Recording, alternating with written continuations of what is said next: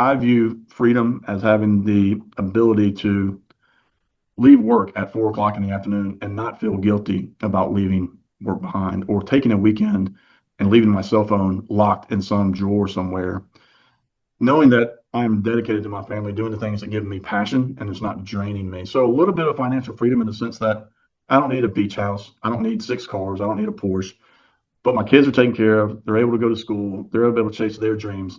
And I have enough to maintain a nice life for my wife and I. Welcome to the Verdict Signal podcast, where we feature how top attorneys help people make informed choices, avoid common mistakes, and move forward with confidence. Now, enjoy the show, and here's your host. Daniel Gao here. I'm the host of Verdict Signal, and today we're expanding our conversations to the experts who protect what people build, their careers, families, and businesses. I have Erik Heninger, a plaintiff's trial attorney with Heninger, Garrison, Davis, LLC, who represents injured clients across the Southeast. He focuses on high-stakes civil litigation involving catastrophic injuries, like brain and spine trauma, along with trucking and motor vehicle collisions, sexual abuse cases, nursing home claims, and medical negligence. Erik earned his JD from Cumberland School of Law and is licensed in Alabama, Georgia, and Mississippi. He's also deeply involved in the legal community through the American Association of Justice, where he teaches trial advocacy, and he's held major leadership roles, including past president of the Alabama Association of Justice and a longtime commissioner of the Alabama State Bar. So, Erik, welcome and glad to have you here. Thanks, Daniel. I'm glad to be here. Yes, let's start from the very beginning. How did you first get interested in the legal field? Oh, goodness. I love it when people ask me this question. So my dad's a trial lawyer. He's actually the senior partner here at our firm right now. And it's always fun for me to tell the story that I never, ever, ever wanted to be a lawyer. I would watch him be gone from the house before anybody woke up. He'd be in the office at 5:30 or 6, and he wouldn't come home till it was dark, whether it's daylight savings time or not. So the long hours, he had to read a lot, he was writing a lot, and he had to talk in public. I mean, all three things I hated thinking about. So I went to school at a liberal arts college. I thought I was going to be an English teacher. So yeah, that doesn't make sense because an English teacher has to what? Read, write, and talk in public. So I didn't really think that all the way through. Got a chance to do some student teaching, and I found myself, not being the kind of guy that wore the tweed jackets. And, I just wasn't connecting with the students. I didn't feel like there was a lot of passion involved. I think it was just kind of a run of the mill kind of decision at that time. So tried to figure out what I wanted to do, and had an opportunity to work at his firm as kind of like a runner, just doing some odd jobs during the summer of my senior year, and had an opportunity to witness just how much of a difference good trial lawyer work can do to people. Now, we have plenty of cases out there where you have little fender benders and people have a broken leg and they get fined, but the real fun of the job and the real meaning of the job comes when you can actually make a difference to a family or a community. And so I'd seen him do that in a couple of cases, and I thought, wow, that's really powerful. I'd like to be part of that in some capacity. I didn't know what I wanted to do. I just knew I wanted to go to law school. Now, that could have meant I was going to be a politician or, let's say, a law professor. I don't know. But I got into law school and I absolutely loved it. It was the best school experience of my entire life. It just energized me, enjoyed all the subject matter, enjoyed dialoguing with the students that I was with and the teachers. It just kind of bit me. So I got the bug, so to speak. Joined his firm upon graduation and passing the bar. And within weeks of having my license, I was in a medical malpractice case. And in Alabama, those are really hard. And somehow we got a good result. And so I was hooked from that point forward. We've had varying degrees of success since that initial trial. But I think that goes with everybody that's tried those cases. But anyway, that's how it got there. It was not something that I wish I could say from a very young age. I was reading trial lawyer books and wanted to be Atticus Finch. That's not the case at all. But it was lucky that I found the passion that I did, and I'm really, really thankful that that's the way it worked out. Yeah, I mean, it sounds like it's a wonderful journey that you kind of went through to get you to where you are now. Now, I know that what people the common thoughts about lawyers, but what's one thing you really wish people understood about working with an attorney, working with a lawyer? I'm going to say working with a lawyer and working against lawyers, because I hear repeatedly from my kids' friends' parents or people that don't have lawyers in their family.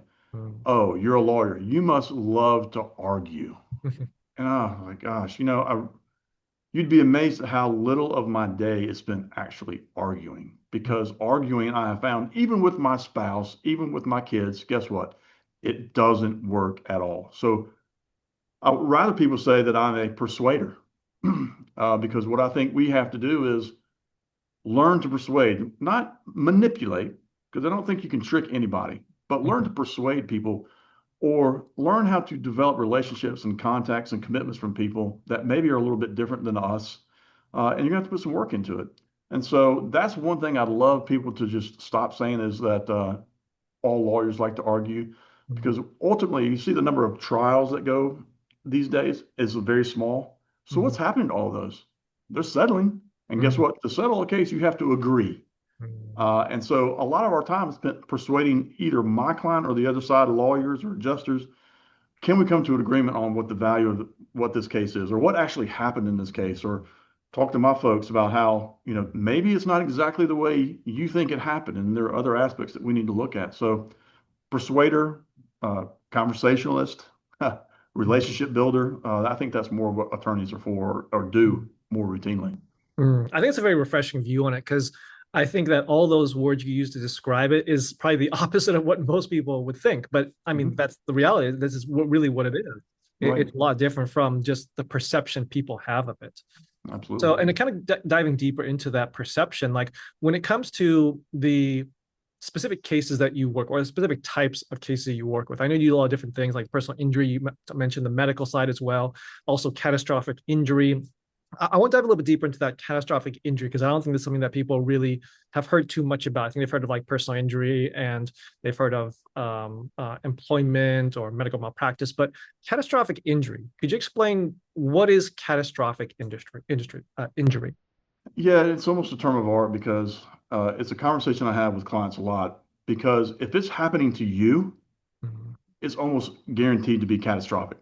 If I Mm. break my leg outside going home tonight, that's going to be catastrophic to my next probably 6 months. Mhm. Now, so what I try and say is what's catastrophic means is not what it means to you or what it would mean to me if it happened, but what it means to 12 people on a jury that we don't know who they are yet.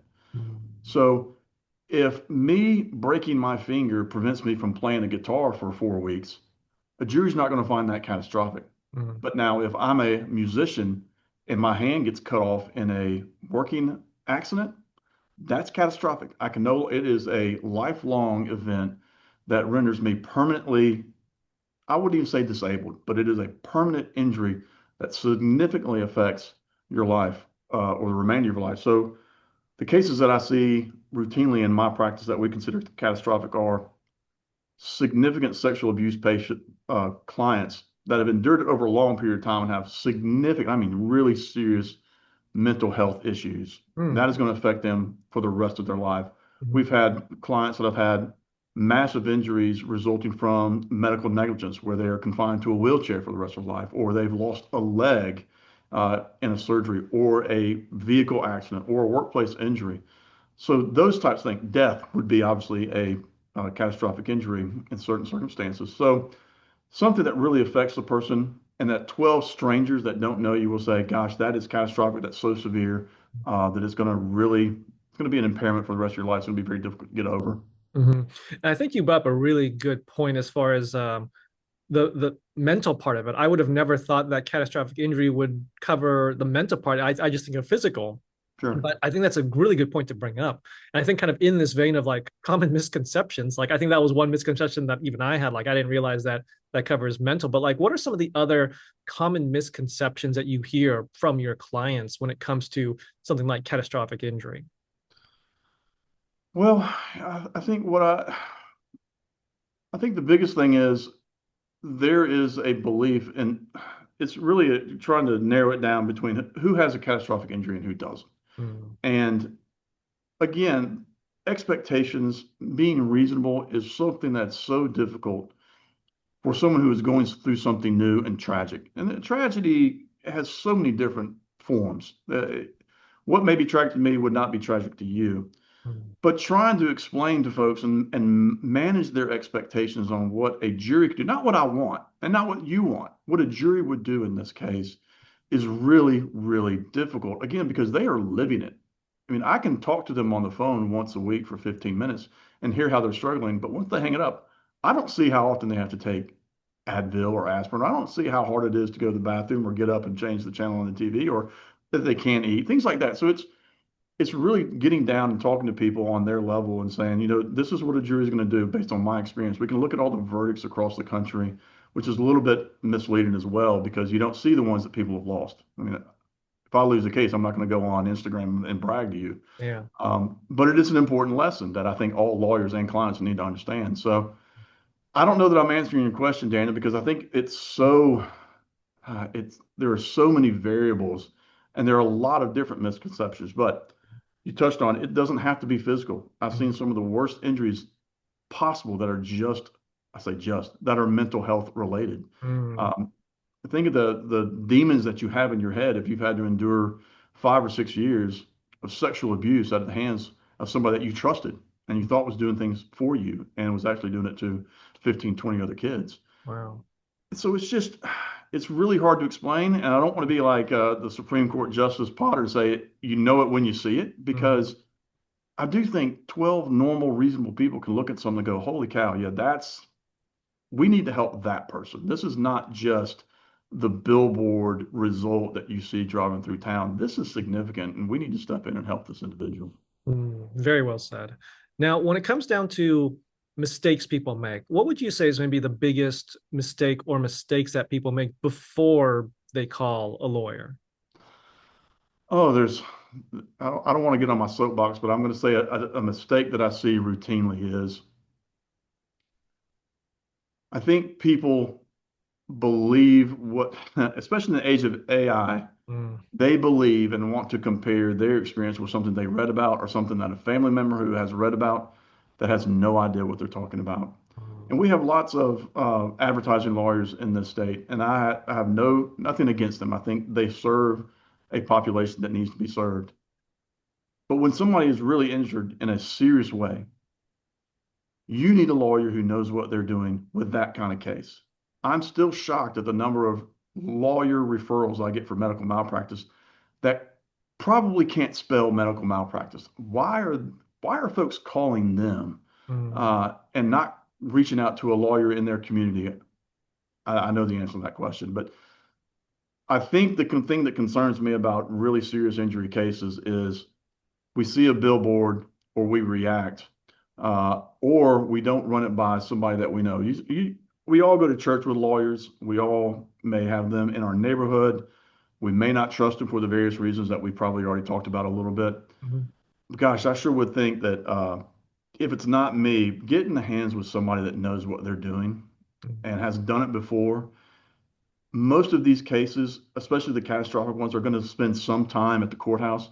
Make sure that lawyer knows where the courthouse is and not just on a billboard. Mhm. Know who's going to be representing you. Know who's going to be standing next to you when you go to that hearing or sit in that deposition, because it's probably not going to be the person on the billboard. That's just not how it works in our industry anymore. At one time it was. And again, I am not criticizing marketing lawyers. I think they serve a purpose. They serve a good purpose. There are some people who don't know lawyers that do really good work and they need someone to talk to. I think it's getting a little out of hand and it concerns me a little bit. So that's a big mistake. Expectations is another huge mistake. I know almost every call I get now, I've run it through Chat GPT or I've seen this happen out in California, so I can expect the same result in Alabama, right? No, not even close. We may not even have that cause of action in Alabama. So those are two big mistakes I see people make. Okay. And kind of on the flip side of that, what are some smart initial steps someone can take? Like, I'll use like the injury one as an example. Like someone's facing that situation. What are some steps that they can take initially to begin with? And maybe that's just calling a lawyer. But I mean, what are some of those few smart steps that they can take so that they don't make these mistakes? Yeah, so I see most people waiting a little too long to contact a lawyer Mm. if they were hurt, because in their mind, well, I see a lawyer's going to take all my money, Mm. and I can call the insurance company and get this done quickly. That's mistake number one. So call a lawyer, talk to the lawyer, interview other lawyers. This is a job interview, and you need to treat it as a job interview. And you can go to the lawyer and say, hey, how many times have you been in trial on these type of cases? What are you going to be able to be with me in trial? Do you have the financial wherewithal to pursue this case?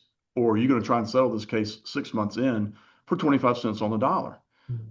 And then talk to different people, because I will fully admit there are people out there that may need a lawyer and would not get along with me. Mm-hmm.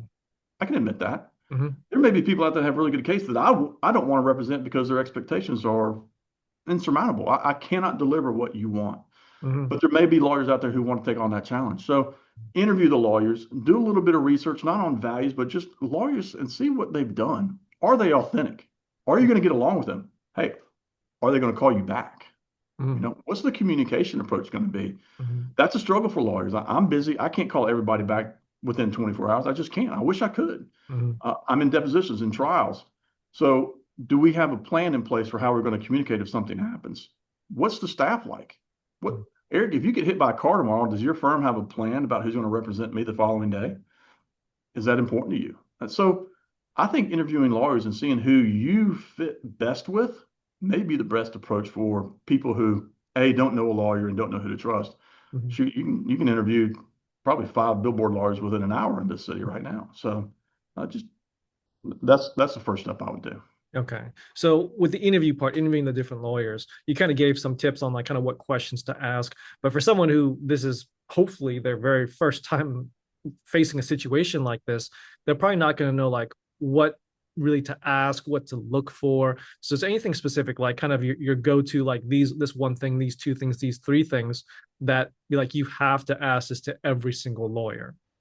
Yeah. So if I were injured and I didn't know anything about the law, and I'm talking to a personal injury lawyer, what's the fee? What's the fee percentage? So it's always going to be a contingency fee with the plaintiff's lawyers. That means you're not going to pay them by the hour. And there is no plaintiff's lawyer that I know that charges an hourly rate. It just doesn't happen. Mm-hmm. So you see a billboard say, we don't charge you unless we win. Okay, that's the way for every plaintiff's lawyer. That's not unique. Mm-hmm. All right, so what is the contingency fee? Is it negotiable? What am I going to sign a 40% fee and you settle this case in 2 months without doing anything? Am I going to pay 40%? It's negotiable. Mm-hmm. So we do hybrids. If we settle before we file a lawsuit, it's one amount. We have to go to trial. It's another amount. All right. So fee percentage. What value range can you give me, and what factors are you considering when you give me that range? Mm-hmm.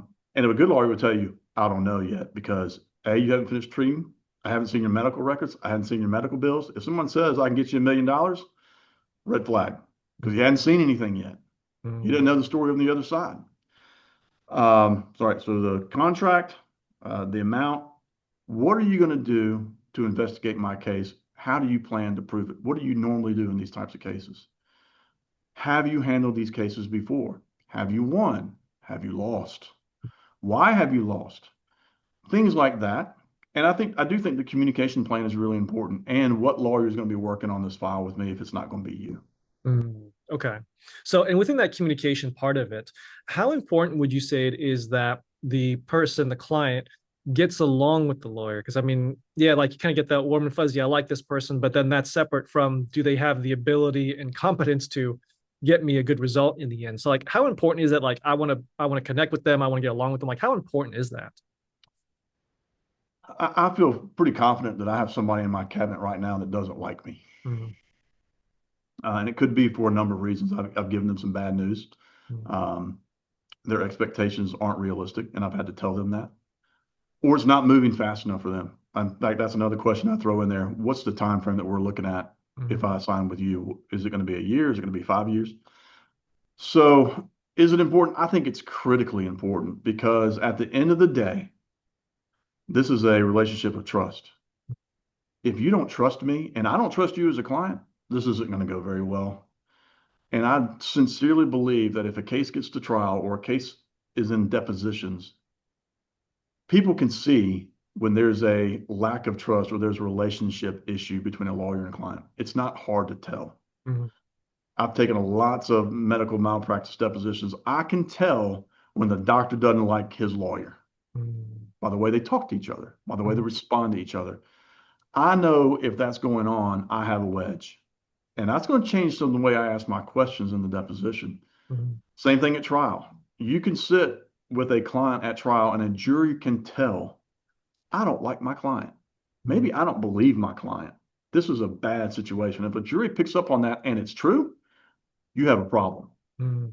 And if you don't trust me and we're sitting at mediation and I tell you, you need to take this offer, we're not going to be able to do any better at trial, and you don't trust me, what are you going to do? We're going to fight about this? Now we got real problems. So maybe I'm answering it a little bit different, Daniel. So maybe it's not like, but you damn sure better trust them, Mm. and you damn sure better know that they can do the job. And if you're getting a sense that they're not, you need to have a conversation, because I think it's really important for all clients to recognize they are the boss. Mm. I work for you. This is not my case. Mm. If you don't like me, you can fire me. Mm. And they need to understand that they carry the power, and that the decisions that are being made in the case are their decisions for their best interest. And so people need to keep that in mind. I think lawyers take advantage of the misunderstanding there, or the misalignment of ownership, and that creates a significant issue.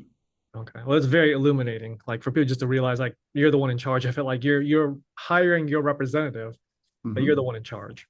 Absolutely. Now, Erik, you talked a lot about expectations. So I want to dive a little bit deeper into that one. Like you said that expectations, if they're not being met, then that can lead to a lot of friction. So how do you approach setting those right expectations so that your clients, they feel informed and they really feel supported throughout that process? You talked about trust being really, really important. So how do you approach that, making sure you set the right expectations? I'm gonna use a word that's rarely aligned with lawyers: honesty. Mm. So it is not unusual for me to sit in a conference room with a client or have a Zoom meeting with a client, and they tell me their injuries, and they say, "What's this worth?" And I'll say, "I'm gonna tell you. I don't know what it's worth because I have not seen all your medical bills. You're still treating. So I don't know. Maybe 2 weeks from now, you're going to have surgery. Mm. Hopefully you won't, but I'm going to tell you, if you don't have to have surgery, that's probably going to impact the value of your case. It's going to go down. But if you have surgery, I'm not encouraging you to do it, but it will go up. And here's why. And then let's talk about value. I can probably give you a range on what I've seen in past cases. That doesn't mean you're going to get it, because if you lie in your deposition, you're going to lose. Mm. If you exaggerate in your deposition, you're going to lose. If you exaggerate with me, we're going to have an issue and your expectations are going to be ruined. So here's what I've seen in the past, based on what I'm seeing now, looking at you and talking to you. And this is not $1 million case, or it is $1 million case, but it's not $1 million case because the $1 million case that I had in your situation, this guy had, was confined to a wheelchair for the rest of his life. You're not. This guy lost a leg. You're still walking. You're fine. This guy had surgery all up and down his spine. You didn't. And so, again, being honest with them, I think they appreciate it. Have I lost clients to other lawyers because I'm honest? No question. But I'm able to put my head on the pillow at night and sleep pretty well. And I don't feel uncomfortable when I shave this face in the morning, because I have been honest with people. And I don't have people coming at me 6 months later saying, you told me this was $1 million case, and now you're begging me to accept $200,000. This makes no sense. Mm-hmm. And so, I think you've got to set them early. And if something changes, if you're in a deposition, you go, man, I just had one last week, really serious injury, but I've come to find out this guy had something in his medical past, which is a problem. And after the deposition was over, he's out of town. I call him up and say, hey, that hurt. I'm just going to let you know that's going to affect the value of your case. And he goes, I understand. I see it. And so, okay, so we need to, regroup, figure out how we're going to handle this. And it's my job. I'll handle it. I can deal with bad facts. And I tell them all that. I can deal with bad facts. I can't deal with dishonesty. Mm-hmm. And so we're on the same team. He knows that that's a problem. He knows that I'm going to try and figure out a way around it. But if we can't, we can't. And so, again, honesty. It seems so simplistic, but it's so hard when you got people in your office begging for as much money as they can get. And they need it sometimes. Yeah. And I think even on the flip side of that, though, like I'm sure you've also won clients because you were so honest and they appreciated that honesty as well. They actually probably built more trust with you by being that brutally honest. Absolutely. Absolutely. Especially when they call the other lawyer, if they're interviewing and go, well, this guy told me it was a $5 million case, Erik, is that possible? look, there's not even enough insurance in this case for it to be a $5 million case. So it will never be. And it's like, oh, he didn't say that. Mm, Well, I know. mhm. Okay. Now, Erik, I'm sure that throughout your career, you've had a lot of challenging cases, memorable case. You kind of mentioned one earlier, but is there maybe one story that you can share? Obviously, what the confidential stuff, we can't share that part of it, but one that just kind of comes to mind, and ultimately how you were able to get them a successful outcome in the end. There are a bunch that stand out, and I think the one that I will reference is it was a sexual abuse case involving a church here in Alabama. Mm, Um, it was one of the earlier cases of sexual abuse that I'd ever handled, so it was a little bit new to me, mhm, and it got to me from a lawyer friend who was trying to help these kids. And when I say kids, I'm talking. We now know that there are probably 20 or 25 victims over a decade wow. that was being abused by an employee of the church, Mm, a youth pastor at the mm, church. wow. And it was the result. We got a good result, and I'm going to put good result in air quotes because there is very little good that's going to come out of that situation. Mhm, And it meant a lot to me because of a number of things. One, I thought we were on the right side. Well, there's no question we were on the right side. mhm, And there's no question that we were able to prove that this church was doing was wholly inadequate in the face of what everybody was seeing. And people were just saying, that's not a big deal, or, that's not really what you think it is, or just turning another cheek and not doing mhm, anything. Being able to help these boys was inspiring to me, primarily because I was so inspired by their courage. Again, I said there are 20 or 25 boys that were affected, but only 5 came forward mhm, and took on an incredibly powerful and big church, backed up by an incredibly powerful and big insurance company with all the money that they can use to defend these cases. And so we found some support and some unlikely experts that were willing to come forward and talk. I love the way that we were able to communicate with these boys, the way that our team came together to represent these boys. We did things that we had never done before from a communication standpoint. I think we grew as lawyers because we were dealing with something we've never dealt with before, and it was hard. I mean, the stories that we heard were just awful. I mean, it make you cry. It make me cry if I had to go through them again with you today. mhm, And just the photographs and the stories that we heard and how it's affected them and how it will continue to affect them. I heard from one a month and a half ago that it's so thankful that we were able to help them and get them some aspect of compensation, but it's never going to be enough for them for what they're going to have to deal with the rest of their life. But he's still in therapy, and he will be. yeah. And it's affected his relationship with his parents, Mm, his relationship with his siblings. mhm, It will affect every relationship he has with a spouse going forward. And his relationship with intimacy is wrecked. mhm, His relationship with authority is wrecked. And mhm, so I can go on and on, but that was a really, really powerful case. When we were a medium-sized law firm going up against a really big defendant with a lot of money, and we prevailed time and time again. And it just took a lot of courage from a lot of people that normally would not have exhibited that characteristic. And so that's a lot of pride comes out of that, and I'm proud of what we did. And that's really gotten us into a lot of sexual abuse work. okay. Now I know there's a lot of mixed emotions in this. I mean, it's a terrible thing, but also like on the other side of that, like you helping them get this, I call it justice, I suppose you can call it. But I mean, when it comes to cases like this, I mean, what is it is that you feel is kind of like the most powerful motivator? Is it the uh getting the victim's closure? Is it getting the justice? Is it trying to kind of send a message out there to others who are thinking or doing like these misdeeds that hey, there's going to be consequence? Like, I guess what's that big motivating factor like when you go through a case like this, like at the end of it? Yeah, so you'll see in lawyer advertisements or billboards or blog posts. The result is what drives eyes. Mhm, But the thing that I'm most prideful about is, and in other cases we've had this too, one, it exposed an issue and it required or it demanded them to rectify that issue. So the community and the parishioners of this church are safer And the kids that are going to go to that church will never have to experience, hopefully, never have to experience this again, assuming that they put the policies and procedures in place that they promised us they would.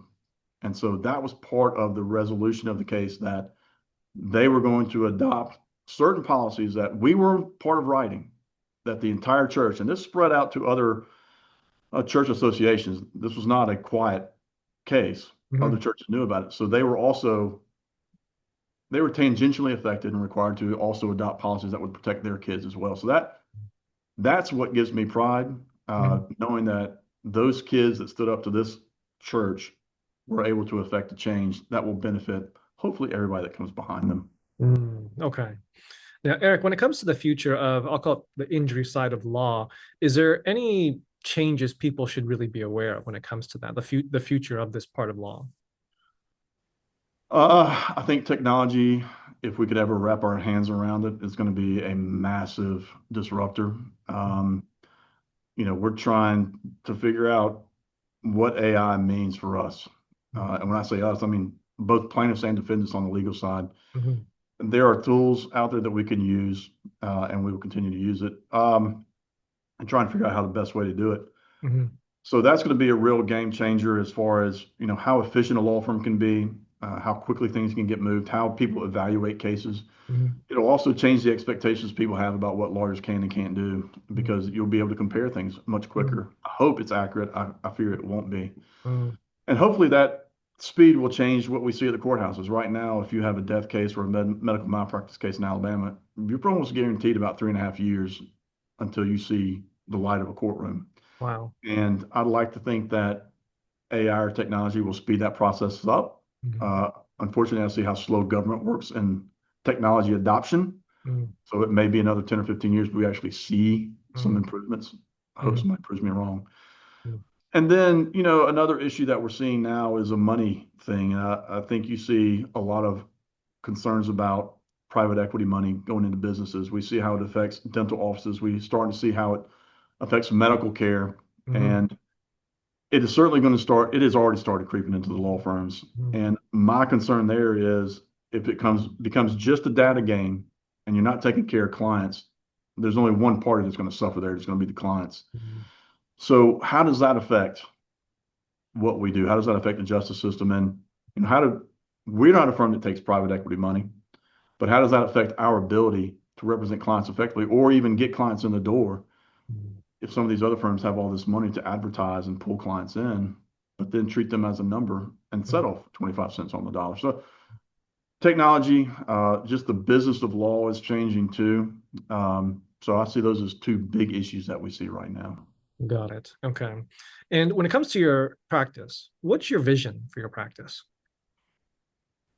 Well, that's so interesting that you asked that question, because we just got out of a meeting yesterday talking about this. I've got some older partners that are probably on the back end of their career, so we're working through some succession ideas now. I'd like to be in a firm that grows by another 2 or 3 lawyers here in the next 5 years. I'd like to stay in the same practice areas that we have now, but do better work, more strategic, intentional work with the use of AI, making sure that we're delivering things to clients that they deserve. I want to make sure that we're able to communicate with clients the way that they need, and also continue to serve people the best way that we can from a relational standpoint. I'm concerned that young folks, I'll say 40 and younger, are so attached to these things that relationships are getting worse and worse, and we're having a harder time maintaining them. And the practice of law is going to change a lot with technology, but I do think at the end of the day, it's always going to be about relationships, whether that's client attorney, whether that's client and defense, plaintiff's attorney, defense attorney, your relationship with the judge, your relationship with the jury or an adjuster. We've got to maintain that ability. And my vision is that we continue doing what we do and be intentional about it, leveraging technology as best we can to make sure that we spend time, the extra time, working on the people that matter, instead of trying to do 3x more in discovery or briefing or whatever that may be, but spend time with the actual people that matter. And that may include and should include my family. I mean, I don't want to be stuck here all the damn time with more cases, but So a long-winded answer. That's my vision, being a technologically efficient firm with probably 3 or 4 more lawyers. We may expand a little bit, but I like what we do. I like where we're headed. And as long as I can kind of keep up with technology, I think we're in a good spot right now. It's a wonderful vision you have for the practice. Yeah, we'll see. Yeah. Okay. Well, Erik, I have one last question for you, but before I ask it, I do want to point people to your website at hgdlawfirm.com. Got it. Okay. Last question. What does peace of mind mean to you? Peace of mind means to me that I am not out chasing money so hard that I am creating enemies or I'm losing touch with the people that matter most to me. I view freedom as having the ability to leave work at 4 o'clock in the afternoon and not feel guilty about leaving work behind, or taking a weekend and leaving my cell phone locked in some drawer somewhere, knowing that I am dedicated to my family, doing the things that give me passion and it's not draining me. So a little bit of financial freedom in the sense that I don't need a beach house. I don't need 6 cars. I don't need a Porsche, but my kids are taken care of. They're able to go to school. They're able to chase their dreams. And I have enough to maintain a nice life for my wife and I, a couple vacations a year, a couple dogs, and nobody hunting me with bows and arrows because I've lied to them or they're chasing me for money. That gives me a little bit of peace. Okay, well, there you have it. Erik sharing his expertise. So Erik, where can people contact you and your practice? So you can contact me through our website, which you just provided. I don't mind giving out our cell phone, my cell phone. I'm on Instagram, Erik Heninger, ErikHeninger. Our number, direct dial, is 205-327-9130. That rings right to the desk behind me. So it's going to get me, and I even give up my cell phone sometimes. I'm not going to do it right now, but I don't mind giving that out to clients too. So I like being accessible, and I've not found the people abuse it yet. So those are probably the best ways right now. Awesome. Okay. Well, Erik, this is amazing. Thank you for coming on. Thank you for sharing your expertise, and thanks for sharing your message. All right. Thank you, Daniel. Enjoyed it. Thanks for listening to the Verdict Signal podcast. Any questions? Please contact the practice directly with the contact information provided during the show. We'll see you again next time. Bye for now.